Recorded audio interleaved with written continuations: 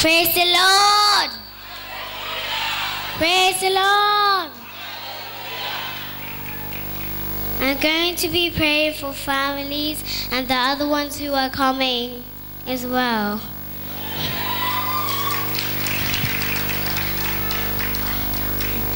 Father, I thank you that any sickness or injury that tries to hurt us, I reject it, it will go away.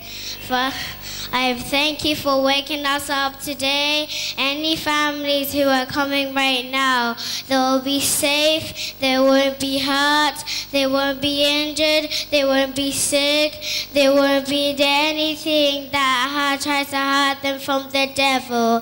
I reject it, that any evil sickness, any devil, any witch, any wizard that tries to hurt us, in the name of Jesus, I reject it, that it will go away and it never come back again.